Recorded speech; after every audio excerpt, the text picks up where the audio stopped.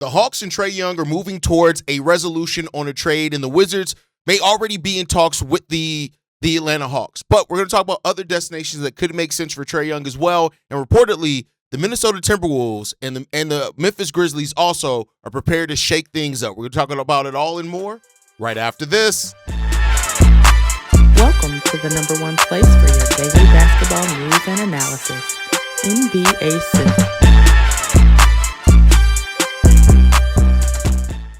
What's going on, basketball fans? Welcome to another episode of NBA Central, your number one spot for everything basketball related. I'm the host there, Haize, but more importantly, you guys can follow the channel at NBA Central Pod on every social media platform we happen to be on. With that said, let's go ahead and get into this content for today, y'all. According to Mark Stein, the Washington Wizards are a legitimate trade destination for Trae Young and have held discussions with the Atlanta Hawks on a deal centered around the expiring contract of CJ McCollum. One source said this: there definitely have been conversations. This report from Mark Stein, and then Shams also reporting basically the same thing, that the Atlanta Hawks and Trae Young are working together on a trade resolution to find him a new home as well. This all makes some sense now. This is something we've talked a lot about here. If you guys have been watching NBA Central for a while, this isn't new news. You guys know I've been talking about this almost since the start of the season, that I almost expected Trae Young to be moved. Once we heard that Trae Young didn't get the extension and the reason why, as far as them wanting to see his fit with this new young core, the writing was kind of on the wall there. They gave him an opportunity. The Hawks have had a better winning percentage without Trae Young than with him over the last 3 years. And then he came back after the Atlanta Hawks started off the season pretty strong without him.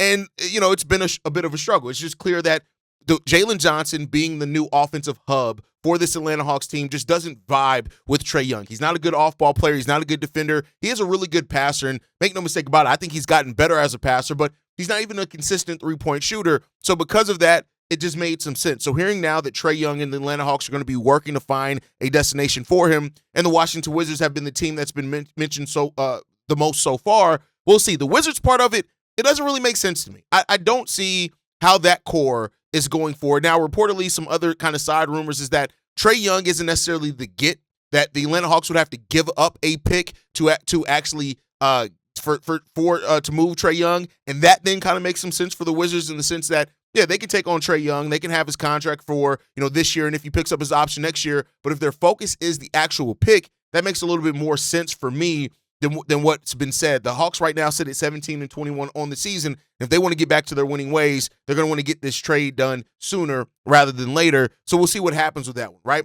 So reportedly, the Wizards are active in the trade market exploring those options for CJ McCollum. And that, you look at it, keep in mind, they acquired CJ McCollum for Jordan Poole. So this would ultimately be them getting basically Jordan Poole or Trae Young for Jordan Poole, and it all shakes out. So we'll see how that works. But with that, I want to talk about this article that lists the 6 best trade destinations for Trae Young. And, of course, number one was the Washington Wizards, and that makes sense because that's the team that we've already heard has had talks. They're going to be in the forefront of that when it comes down to it. The question then becomes about, how does Trae Young help Alexander Sarr? Does he fit with Bub Carrington? Does he fit with Trae Johnson? Those type of things. But the fact is the draft pick seems like the most focused thing, and because of that, and they'd be willing to take on, and they have the expiring salary to where the Atlanta Hawks can then move off of that salary, it does make some sense there. Trae Young has led, them in it, led the league in assists, per game 3 times over his career. So, maybe he can help be there, facilitate for the young players while he's there. And they maybe even he could pick up his option. They could look to flip him again for even more assets in the summer. The number 2 option here, our team that's listed here, is the Minnesota Timberwolves. Now, the Timberwolves have a huge need at point guard. Mike Conley has not been good for that team anymore, really. And it comes down to what they would have to give up for that. And does he fit with Anthony Edwards? Now, Anthony Edwards has grown as an on-ball facilitator. He's grown as a shooter over the last couple of years, right, when it comes up to that. But when you look at the whole Mike Conley, Rob Dillingham, Bones Highland, all that type of thing, it just hasn't worked out well for them at all. And while Dante DiVincenzo has been able to play point guard some for them, there's no doubt that that's not even the best role that suits him, right? So the question then becomes about, do the Minnesota Timberwolves view a backcourt built around Trae Young and Anthony Edwards? Is that good enough, right? And what are they able to keep in that type of move? But we'll see, right? And I think Minnesota also has enough defenders on that team to kind of hide Trae Young a little bit more as well. I just don't know if the Minnesota Timberwolves want to go all in on that. But we'll see what happens when it comes down to that. Next up, the Orlando Magic. Now, shooting has been a deficit for the Orlando Magic for quite a while, right? Jalen Suggs has grown as a scorer. You added Desmond Bane to that as well. And Bane has helped, but there's no doubt that the Magic are still a team that three-point shooting is still their biggest Achilles heel. The question then becomes about, would Trae Young fit with Paolo Banchero and Franz Wagner and those type of things, and would he actually help taking the Magic have been a team that struggled at taking that next step, right? The next step to truly being a contender in the Eastern Conference. I had my hopes that they were going to be that this year, but now with the playmaking that Trae Young does bring, the three-point shooting, even though it's inconsistent that he brings as well, and with Jalen Suggs being a player that's injured so often, would that be something that Trae Young could be a long-term solution for them there? The Orlando Magic, they make some sense for Trae Young. Again, I just worry about Trae Young and the defense.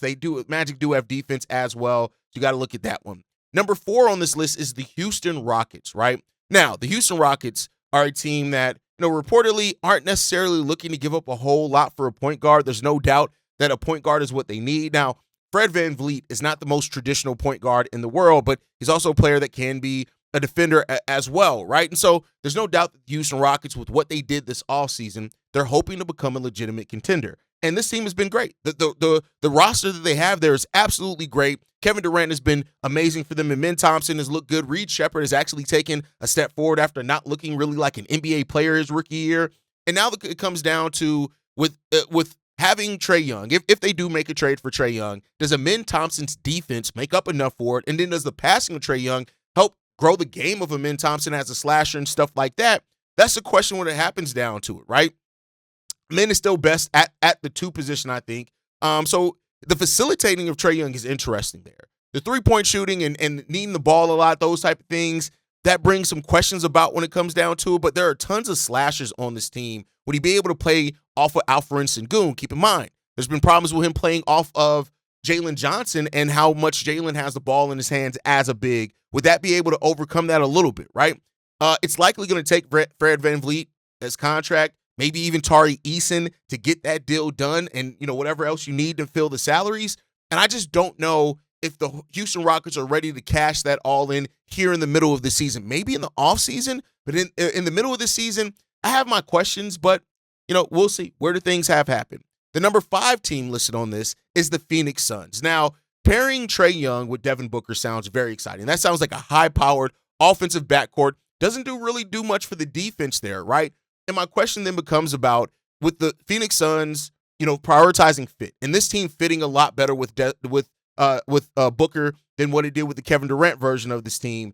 Is it enough, right? And are they willing to do that? Now, there's no doubt that the Suns are a lot better than what I was expecting. They're right now the 7th best team in the Western Conference at 21-15, and they've been pretty solid. They're 7-3 in their last 10. So, is this a team that's ready to make a move that makes them a surefire playoff team, and that way they don't have to worry about hanging around the play-in? And this kind of move would help make that, or on paper, help make them that step there, right? With the Phoenix Suns exceeding expectations, the question then becomes about, does Trae Young's style of play fit with what they're doing? And that's where I have a question at with all of this, right? You do have Dylan Brooks there, who is an enforcer around the league. He's a really good defensive player, and he's a player that is going to be able to help overcome some of what Trae Young's kind of where he lacks there. But I just don't know if it's the most seamless fit, but the backcourt could be alluring, and we know that the Phoenix Suns have made dumbass moves before, so they could make another one, and that could be it. Last team on this list is the Miami Heat. Now, the Miami Heat is interesting, right? Because, of course, you got Norm Powell, who's having an all-star caliber year. Tyler Hero, Bam Adebayo. We know what these guys have been. You paid Terry Rozier, right? Now, he's clearly not worked out, and he's been out due to the gambling investigation. So now the question has been about, Davion Mitchell, who's done a really good job in his point guard minutes, but bringing in a guy like Young, who can play maybe with Davion Mitchell as well, would potentially be interesting in that. The Eastern Conference is wide open. Let's make no mistake about that. And the Heat are the exact type of team that could get very aggressive about getting a player like Trae Young. Will it work? I have my questions and my doubts there, but I can see the Miami Heat making this type of move and then just figuring it out, right? Again, it's kind of more of a short-term thing with him only having 1 year on his deal. After this, as part of the trade, they can ask him to go ahead and opt into that last year. They can then try to work out an extension. The question is that would he fit with Bam? I think so. You got also Khalil Ware there as a big as well that can help out. I like the potential, but it starts feeling almost like a 2K team, where it's like, yeah, this team would work great in 2K. How is it in real life? And that's the question that the Miami Heat would have to ask. But for its worth, those are the 6 teams that have been listed as the most likely to trade for Trae Young. We'll see what happens. But they're not the only team looking to make moves. Reportedly, the Memphis Grizzlies are gauging interest in 5 assets that they have leading into this trade deadline. One of those assets is Kentavious Caldwell-Pope, KCP, with his $21.62 million contract. And you look at his a player as well that he can be used to match salaries with that large contract. Then Brandon Clark as well at another $12.5 million is another asset. And then John Concher as well with $6.7 million. So that roughly gets them close to about $38-ish million that they could look to have the spending power, is almost $40 million that they can have spending power on to try to use those assets. But I said that they're gauging the interest of 5 assets. That leaves 2 more. And the other of that is first-round picks that they have. They hold the 5th most future first-round picks in the league, right? And so for that, it seems like that they're trying to pair the salary that they have with the focus on the picks to try to get a move in here that's going to help them be better and fit a little bit better. Of course, they have Cedric Howard, who's absolutely is still at where they drafted him at. He looks really good. So reportedly, this is some of the targets that the Memphis Grizzlies are monitoring. Lauri Markkanen makes some sense, right? I don't think the Jazz are actually looking to move on from him, but Danny Ainge is definitely going to ask for picks in regards if he were to move Lauri. Miles Turner, Zubac, Bobby Portis, Domantas Sabonis, and Pascal Siakam are players that they're looking for. Now, the Pacers, would they be willing to trade Pascal considering where they are in the season? I know that they are they're hoping that they're going to get right back to where they were once Tyrese Halliburton comes back, but no doubt being this bad of a struggle team maybe leads them to do some things. Another outside chance is Zion Williamson. Now, you pair Zion with Ja Morant. What are you going to do there? That's the question there. Now, we do know that the Pelicans, could be interested in trading Zion, and picks could be the focus there. So while the expiring salary and those players don't equal anything close to what Zion is giving you, but, the picks that the Memphis Grizzlies have to offer, that could be the thing that could be interesting. All those players, Zion, Pascal, Domantas Sabonis, even Zubac, are probably all going to be considerably cheaper than what it would be like to trade for Lauri Markkanen. But the fact of the matter still remains, the Memphis Grizzlies have spending power right now. They have the picks. They have the expiring salary. It just comes down to any of those targets that we mentioned. Are those teams interested in the pick being the priority there? Are they going to try to get one of the young assets of the Memphis Grizzlies back in some of those? And we'll see, right?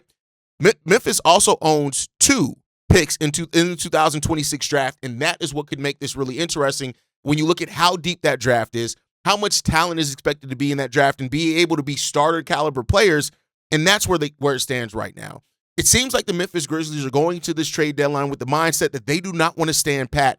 And part of me loves the aggression from a team that does not want to stand pat, that does not want to sit on their hands when they have assets they can push in and try to get players back now that can help this team win.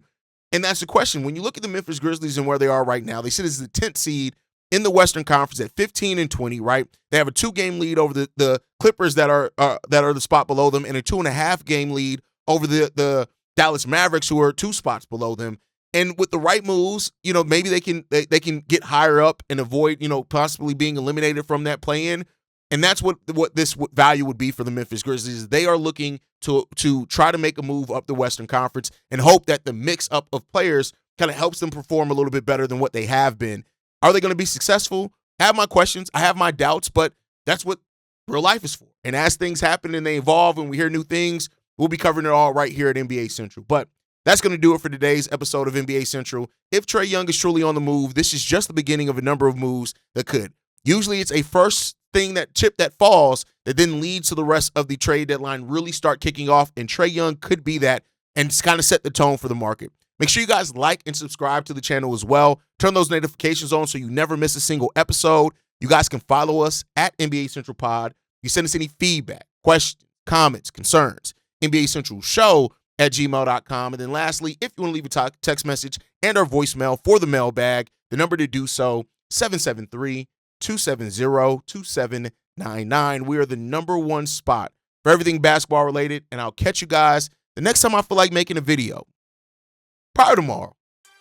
Peace, y'all. This has been a presentation of the Breaks Media.